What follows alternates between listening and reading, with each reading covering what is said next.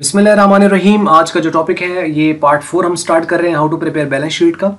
और इस पार्ट 4 में जो हम डिस्कस करेंगे वो फॉर्मेट हम डिस्कस करेंगे बैलेंस शीट का, और इसके अंदर आने वाले जो आइटम है वो भी आपको दिखाएंगे यहाँ पर, और उसको मुख्तसर हम इंशाल्लाह डिस्कस करेंगे सारों को। तो पिछली जो वीडियोस हैं जो कि पार्ट 3 तक हैं, उसमें पहले अगर हम बात करें तो उसमें हमने एसेट्स की बात की थी, उसके टाइप्स की बात की थी। पार्ट 2 के अंदर अगर हम देखें तो उसमें लायबिलिटीज़ और उसके टाइप्स की बात की थी। जो पार्ट 3 था उसमें हम मार्शलिंग को देख चुके हैं, जिसमें अरेंजमेंट्स को देखा था हमने, और अब चौथे पार्ट में हम इसके फॉर्मेट को देख रहे हैं। तो इस तरह करके मतलब आपको एसेट्स भी पता चल गए, लायबिलिटीज भी पता चल गई, उसकी अरेंजमेंट भी पता चल गई, तो अब आप बैलेंस शीट का फॉर्मेट पता चल गया, उसके आइटम भी पता चल गए। मीन्स कि अब आप उसको प्रिपेयर कर सकते हो, बना सकते हो। इसके अंदर आने वाले जो आइटम्स हैं उनको भी हम साथ साथ देखते चले जाएंगे, और बाकी कुछ प्रॉब्लम्स भी हैं, तो ऑब्वियसली अगर आप सीक्वेंस में चल रहे हो तो फिर चीज़ें आसान रहेंगी। आइए देख लेते हैं इसका फॉर्मेट क्या है। देखें जी, वीडियो आपको ये सारी प्रॉब्लली यहाँ पे नज़र आ रही होगी। इसमें देखें यही इसका हम फॉर्मेट फॉलो करेंगे through out of the questions. तो सबसे पहले हम देख लेते हैं इसके बिल्कुल टॉप पर 3 चीज़ें यहाँ पे आनी है। जैसा कि trading and profit and loss account की वीडियोस में हमने आपको बताया था कि how to prepare the trading and the profit and loss account, उसमें भी आपको बताया था कि बिल्कुल टॉप पे 3 चीज़ें आनी है। सबसे टॉप पे आना है the name of the business, जो कि आपको क्वेश्चन के अंदर गिवन होता है, वो आप लिख देंगे। अगर name of the business question में मेंशन बाज़ दफ़ा नहीं होता, मतलब वो वैसे डेटा दे देता है, तो फिर आपको क्या करना है, बिजनेस नेम लिख के और आगे इसी तरह लाइन लगा देंगे। आएगा ये जरूर, मीन्स के कोई भी बिजनेस बगैर नाम के नहीं होता, ठीक है। लेकिन अलग बात है कि जब वो एकेडमिकली आपको क्वेश्चन वगैरह एग्जाम में दे रहा है तो हो सकता है कि उसके अंदर वो नाम मेंशन ही ना करे बिजनेस का, लेकिन बगैर नाम के तो कोई कारोबार नहीं होता। इसका मतलब है नाम लाजमी है, तो मीन्स के अगर नहीं भी गिवन तो आप क्या लिखेंगे, बिजनेस नेम, और आगे लाइन लगा देंगे इस तरह करके, ठीक है। उसके नीचे जो आप स्टेटमेंट बना रहे हो, जैसे कि हम बैलेंस शीट बना रहे हो तो हम यहाँ पे लिखेंगे बैलेंस शीट, और उसके लास्ट पे जो डेट है उसके लिए हम लिखेंगे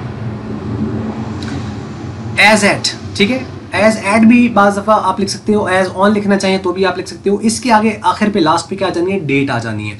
अच्छा, अब इसमें डेट में क्या तरीकाकार होगा कि इसमें लास्ट जो डेट है उसके अंदर क्वेश्चन में गिवन होती है, जैसे फॉर एग्जांपल 31 दिसंबर है, या 31 मार्च है, या जून की कोई डेट है, 30 जून है, या व्हाट्सएवर जो भी डेट आ रही है, सितंबर की हो सकती है, 30 सितंबर लिखा हो, कोई भी हो सकती है। मतलब फाइनेंशियल ईयर जहाँ पे आपका एंड हो रहा है, जहाँ पे कंपनी के फाइनेंशियल ईयर क्लोज होता है या उसके फंड अकाउंट्स प्रिपेयर किए जाते हैं, वो एक खास पर्टिकुलर डेट होती है जिस पे ये बनती है, तो वो टॉप पे आ जाएंगे। तो ये ऊपर ये 3 चीज़ें आ जानी। उसके बाद अगर हम देखें तो इसमें एसेट साइड आ जाएगी और लायबिलिटीज एंड कैपिटल साइड आ जाएगी। जैसा कि मार्शलिंग में हम डिस्कस किया था कि हम सोल प्रोप्राइटरशिप के अकाउंट्स बना रहे हैं, उसमें क्या होता है, करंट एसेट और करंट लायबिलिटीज पहले शो होती है और फिक्स्ड बाद में शो होते हैं, तो हम ऐसे ही करेंगे। लिक्विड इसी के अंदर आ जाएंगे। तो सबसे पहले इसमें आप यही इस तरह सीक्वेंस भी रख सकते हैं कि सबसे पहले हम जो लिक्विड एसेट है उनको सबसे पहले लिख देते हैं, जैसे कि कैश इन हैंड है। कैश इन हैंड क्या होता है कि जो पैसा बिजनेस में पड़ा हुआ है, ठीक है, बिजनेस के अंदर जो कैश पड़ा हुआ है वो कैश इन हैंड कहलाएगा। कैश एट बैंक का मतलब है कि बिजनेस का पैसा है लेकिन पड़ा बैंक में है, तो ये दोनों एसेट होते हैं। बाज़ दफ़ा खाली कैश और बैंक के नाम से भी आ रहा होता है, तो कैश इन हैंड या कैश एट बैंक के नाम से आए तो तभी वो चीज़ है। क्लोजिंग स्टॉक, अच्छा ये देखें, वो क्लोजिंग स्टॉक जो है कि ट्रायल बैलेंस के अंदर दिया हुआ है तब भी इसको यहाँ पे आना है, अगर ट्रायल बैलेंस से बाहर दिया हुआ है तो तब भी इसको यहाँ पे आना है, लेकिन अगर ट्रायल बैलेंस से बाहर दिया होगा तो फिर वो ट्रेडिंग अकाउंट के राइट साइड पे भी शो होता है, और ये एसेट होता है।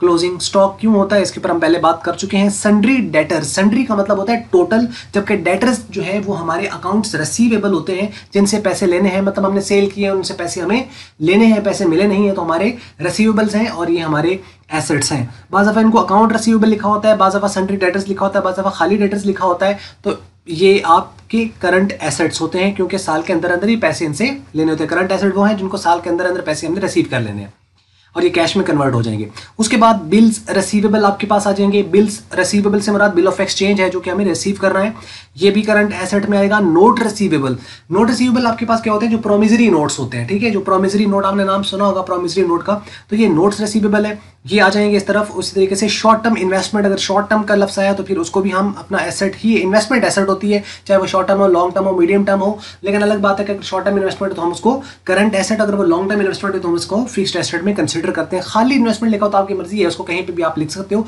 नॉर्मली उसको हम यही करते हैं कि उसको करंट एसेट में ही लिखा जाता है। तो डिपेंड करता है कि अगर आप फिक्स्ड उसको कंसीडर करें तो उसको इसमें भी लिखते हैं, जैसे कंफ्यूजन नहीं करनी, इन्वेस्टमेंट आगे उधर लिखना है इधर लिखना है, तो दोनों जगह के किसी भी आप लिखोगे इन्वेस्टमेंट को तो उससे कोई इशू नहीं है।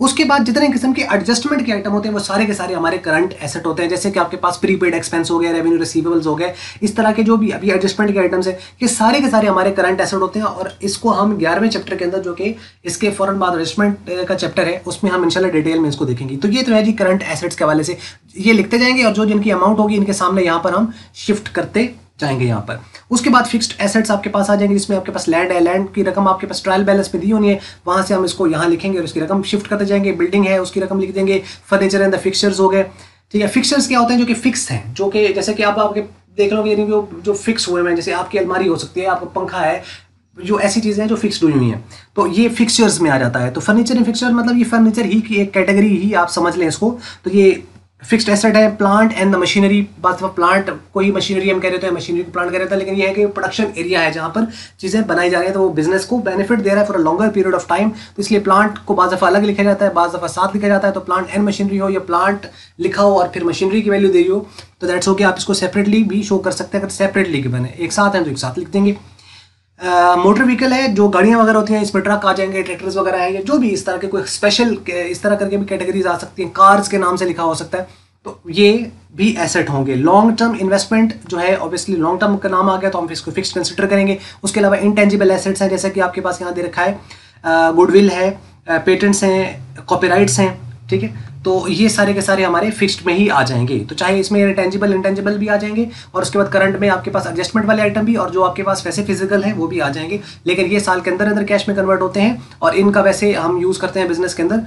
और ये चीज़ें हैं जी इसके अंदर। तो आपको समझ लगी होगी करंट और फिक्स्ड एसेट। और सिर्फ करंट लाइबिलिटीज में अगर हम देखें तो सन्ड्री क्रेडिटर, इधर सन्ड्री डेटर्स थे, इधर सन्ड्री क्रेडिटर्स आ गए, इधर बिल्स रिसीवेबल थे, इधर बिल्स पेएबल आ गए, इधर नोट रिसीवेबल थे, इधर नोट्स पेएबल आ गए, इधर आपके पास जो है वो बैंक बैलेंस है जो कि डेबिट बैलेंस है, और इस तरफ आपका बैंक ओवरड्राफ्ट है जो कि क्रेडिट बैलेंस है। तो बाज़ दफ़ा आपने एक चीज़ नोट कर लेनी है, मैं आपको यहाँ बता दूं, बैंक खास तौर पर लिखा होता है, हम जैसे ही नॉर्मली देखते हैं ना कि बैंक लिखा है तो हम उसको समझते हैं कि ये हमारा एसेट है, लेकिन आगे ब्रैकेट में उसके साथ लिखा होता है क्रेडिट। तो थोड़ा ध्यान देख लेना है, क्योंकि कैश तो नॉर्मल बैलेंस होता है, डेबिट है, बैंक लिखा हुआ है ना बैंक, और उसके ब्रैकेट में अगर क्रेडिट लिखा हुआ है तो इसका मतलब है ये बैंक ओवरड्राफ्ट है। तो उसका मतलब है कि फिर उसको आपने क्रेडिट साइड पे शो करना है। बैंक ओवरड्राफ्ट क्या होता है कि बैंक से पैसे ज्यादा निकलवा लिए, आपने चेक भेज दिया ज्यादा रकम का, और अब बैंक ने आपकी गुडविल की बेस पर, एक अच्छे कस्टमर और लॉन्ग टर्म रिलेशनशिप की बेस पर उसको ऑनर कर दिया, ठीक है। अब आप को एक्स्ट्रा पैसे मिले बैंक से, यानी उन्होंने अपनी तरफ से एक तरह के लोन की फैसिलिटी आपको दे दी है, तो अब आप पर लोन हो गया। बैंक ओवरड्राफ्ट एक तरह का लोन है, तो लोन लाइबिलिटी होता है, दैट्स व्हाई कि बैंक ओवरड्राफ्ट यहाँ पे शो रहा है। तो कैश में तो कोई इशू नहीं आएगा, लेकिन अगर बैंक में बैंक ओवरड्राफ्ट आगे लिखा हुआ है, या खाली ओवरड्राफ्ट लिखा हुआ है, या क्रेडिट लिखा हुआ है, तो बात समझ जानी है।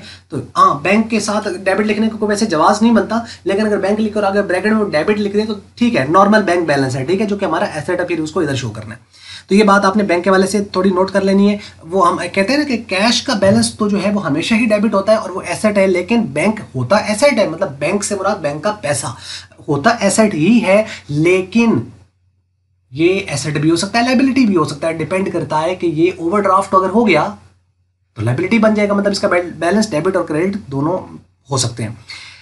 चलें जी, उसके बाद आपकी एडजस्टमेंट के आइटम जैसे कि पेबल्स में आ जाएंगे, या ड्यू में जो है आउटस्टैंडिंग एक्सपेंसेस, अनअर्न्ड रेवेन्यूज, इस तरह करके जो है आपके ये सारे के सारे लाइबिलिटी साइड पे शो होंगे। जितने भी आपके एडजस्टमेंट के आइटम होंगे वो, ठीक है। इसी के सामने करंट लाइबिलिटीज करंट एसेट के सामने आ गई, फिक्स्ड एसेट के सामने फिक्स्ड लाइबिलिटीज आ गई, इसमें कैपिटल आ जाएगा, रिजर्व्स आ जाएंगे, लॉन्ग टर्म लॉन्स आ जाएंगे। हाँ, ये कैपिटल हम लिखेंगे और कैपिटल के साथ यहाँ पे कुछ एडजस्टमेंट होने, जैसे अगर नेट प्रॉफिट अगर आपके पास हुआ है तो उसे हमें कैपिटल में यहाँ पर ऐड कर देना है। जैसे मैंने कहा था ट्रेडिंग से ग्रॉस प्रॉफिट आया तो वो प्रॉफिट एंड लॉस की क्रेडिट साइड पे आ गया, और प्रॉफिट एंड लॉस से अगर आपका नेट प्रॉफिट आएगा तो उसे हमें कैपिटल में ऐड कर देना है, ठीक है। मैं थोड़ा तेज बोलता हूँ, उससे चीज़ें समझ आ रहे होंगे आपको। तो अगर रफ्तार में कहीं इशू होता है तो उसमें आपके पास वीडियो में जो है वो ऑप्शन मौजूद होता है सेटिंग्स में, वहाँ से आप रफ्तार को थोड़ा कम कर सकते हैं। तेज़ बोलने का मकसद एक तो टाइम थोड़ा बचाना होता है, दूसरी मकसद ये होता है कि चीज़ें जल्दी जल्दी चलती जाएँ। तो कुछ लोग करते हैं इसके ऊपर कि बहुत तेज़ बोलते हैं, लेकिन वो थोड़ी सी मजबूरी है, इसलिए इसको थोड़ा सा आप अपने एंड से कंट्रोल कर सकते हैं, लिहाजा ये कंट्रोलेबल चीज़ है, ऐसा नहीं है। तो ये यूट्यूब की मेहरबानी है कि उन्होंने ये हेल्प की हुई है कि आप रफ्तार कम है तो तेज़ कर लो, या तेज है तो थोड़ी इसको कम कर सकते हो, ठीक है। तो कैपिटल में हमने क्या करना है कि इसमें नेट प्रॉफिट को ऐड कर देना, अगर नेट लॉस हुआ तो उसे हमने इसमें से लेस कर देना है। इसी तरह अगर ड्राइंग हुई तो उसे हमने इस कैपिटल में से लेस कर देना है। तो रिजर्व्स वगैरह जो हैं ये अगर आ जाते हैं तो ये भी आपके ऊपर लायबिलिटी होती है बिजनेस के ऊपर, और लॉन्ग टर्म कोई लोन वगैरह आ जाता है, शॉर्ट टर्म लोन हुआ तो यहाँ पे आ जाएगा, लॉन्ग टर्म लोन हुआ तो यहाँ पे आ जाएगा, खाली लोन हुआ तो उसको हम इधर भी शो कर सकते हैं, इधर भी शो कर सकते हैं, लेकिन नॉर्मली उसको यहीं पे हम करंट में ही लिख देंगे। ये है जी बैलेंस शीट के फॉर्मेट के हवाले से और ओवरऑल इसकी ये वीडियो। और आपने जब ये हो जाएगा तो इसका आपने टोटल कर लेना है, इन सारों का टोटल कर लेना है, और ये डेबिट का टोटल और क्रेडिट का टोटल हमेशा बराबर रहेगा, मतलब डेबिट हम क्रेडिट ना कहें, हम ये कहें एसेट्स का टोटल और टोटल लाइबिलिटीज बराबर होंगी। और ये दोनों साइडें बराबर हमेशा क्यों होती हैं, पिछली मैंने कुछ वीडियोस में बताया हुआ है कि why assets are always equal to the liabilities. अगर आपने वीडियो नहीं देखी तो उसको आप जरूर देखिएगा, उससे काफ़ी हेल्प रहेगी। ले जी, ये थी वीडियो। अगर आपको मल्टीपीडिया की वीडियो अच्छी लगी तो उसको आप लाइक कर लें, शेयर कर लें दूसरों के साथ। अगर आपको अच्छी नहीं लगी उसको आप डिसलाइक करें। वीडियो देखने का बहुत शुक्रिया।